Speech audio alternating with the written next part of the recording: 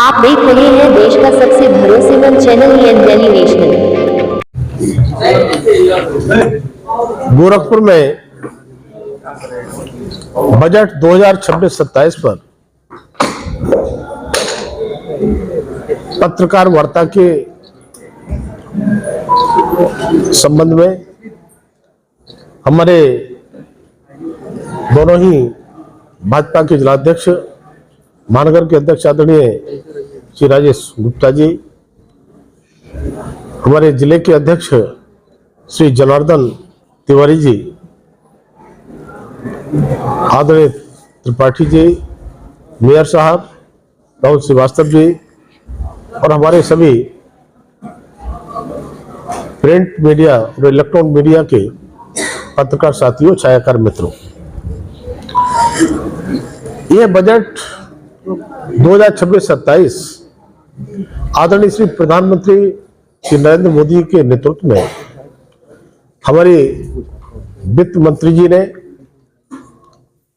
अब तक का सबसे बड़ा बजट लगभग 54 लाख करोड़ के आकार का बजट, और एक ऐसा बजट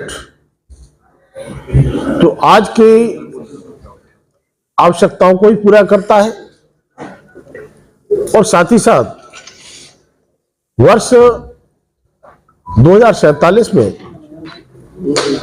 जब भारत आजादी के 100 साल पूरे कर रहा हो, उस समय विकसित भारत का संकल्प हो, आदरणीय प्रधानमंत्री मोदी का 2047 के रोड मैप का भी बजट। यह बजट युवाओं को पंख देने वाला बजट है। यह बजट किसानों को और महिलाओं को सशक्त करने वाला बजट है। यह बजट गरीबों को सशक्त करने वाला बजट है। यह बजट दिव्यांगजन और डीएनटी को भी सशक्त करने वाला बजट है। यह बजट मिडिल क्लास से लेकर सभी को कहीं ना कहीं सशक्त करने वाला बजट है, और इसमें खास तौर से विकसित भारत 2047 की दिशा में एक मजबूत और आत्मविश्वासी कदम तो 3 मूल कर्तव्यों पर आधारित है। पहला है तेज और सतत आर्थिक वृद्धि, दूसरा है जन आकांक्षाओं की पूर्ति और क्षमता निर्माण, और तीसरा है प्रौद्योगिकी व आर्टिफिशियल इंटेलिजेंस के माध्यम से सुशासन। तब मैं कह सकता हूं कि आदरणीय प्रधानमंत्री के मार्गदर्शन में रिफॉर्म एक्सप्रेस जो भारत की अर्थव्यवस्था को नई गति देने का काम कर रहा है, और 350 से भी अधिक सुधार, डीरेगुलेशन, अनुपालन बोझ में कमी, विश्वास आधारित शासन ने भारत को एक भरोसेमंद वैश्विक आर्थिक व्यवस्था बनाने का काम हुआ है।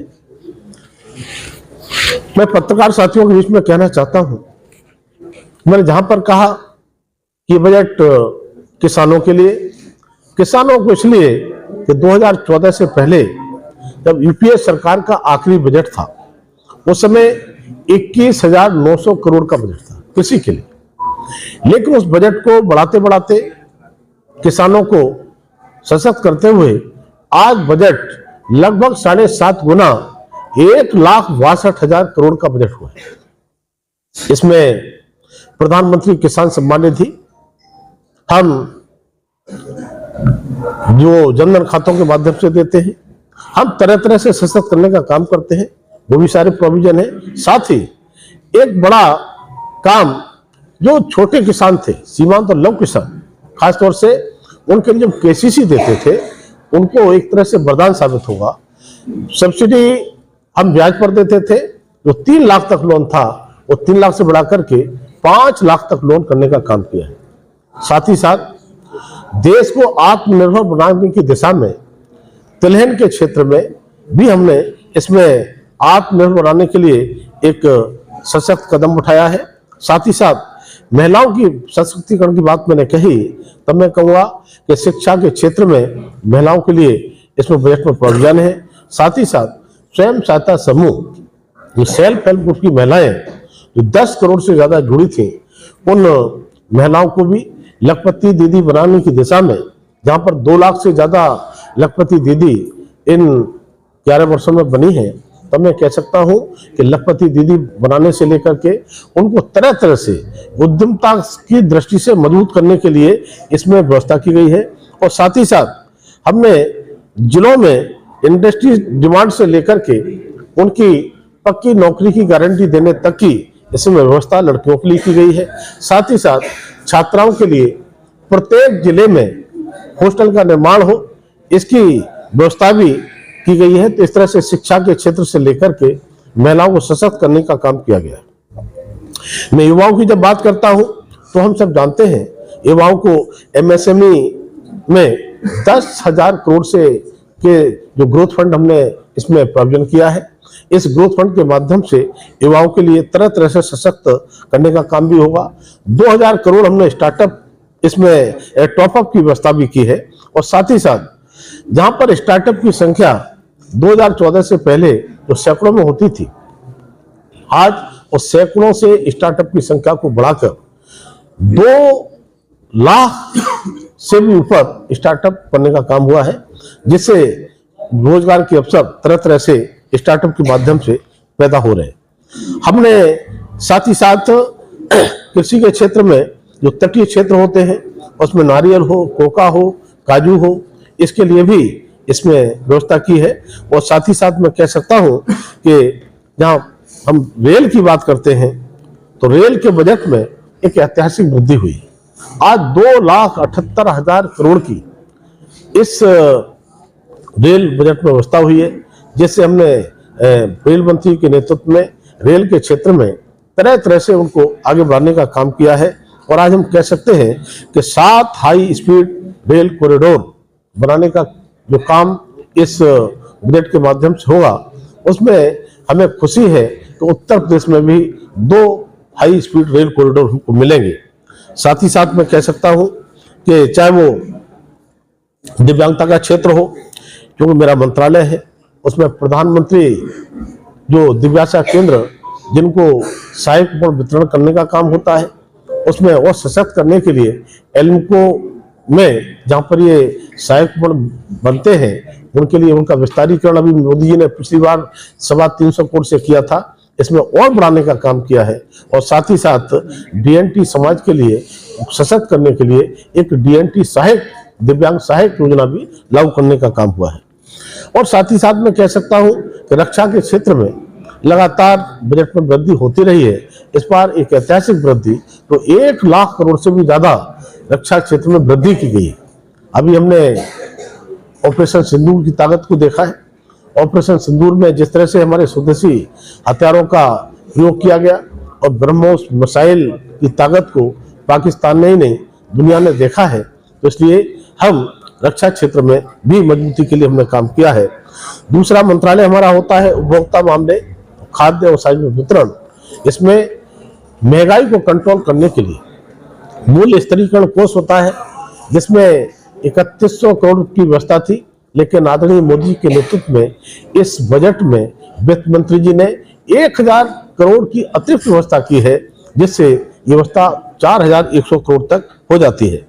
मैं इंफ्रास्ट्रक्चर की बात जब करता हूं तो एक तरह से चमत्कारिक काम दिखाई पड़ता है, जहां 2014 से पहले इंफ्रास्ट्रक्चर चाहे वो रोड का हो, चाहे बिजली का हो, चाहे अन्य हो, उनमें जहां पर केवल 2 लाख करोड़ तक की व्यवस्था होती थी, आज मोदी जी ने बढ़ाते इसको 12 लाख करोड़ तक की व्यवस्था करने का काम किया है।